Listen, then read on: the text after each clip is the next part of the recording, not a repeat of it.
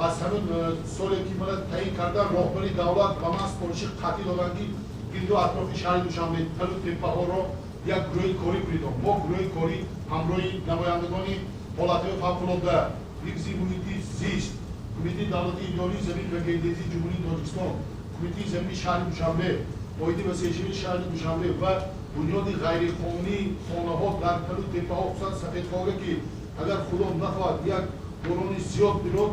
اگر چی این مردم به کدام حالت گرفتار بشن ما کارهای نظارت رو گذار نموده زیاده از 6 از 7 گکتار در تلو تپه‌ها غیرقانونی آشکار کرده به حالت اول برگردونده و سالهای پیش که با قرار رئیسان جماعت زمین جدا میشد سالهای چند بود تا 2008 این بسیاریش تا سال 2008 همون قرارهای رئیس جماعت بدی زمین جدا شده باقی مانده هر روز این روز معاون یکم رئیس کمیته زمین و گردیزی جمهوری تاجیکستان محترم کریمزاده سرپرستی همین سوا هستم با گروه کردگی برای این روز ما با پروکراتوری گنرالی شتاب تشکیل کردیم از گروه همون شخصایی که دست به جنایت زدن این روز نزد قانون به جواب میدن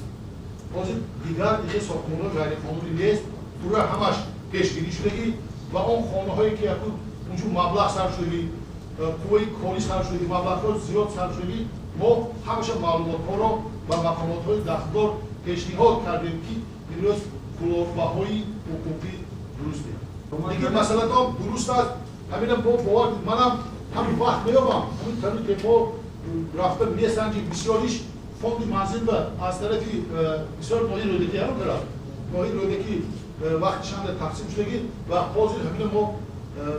پورا پیشگیری کردگی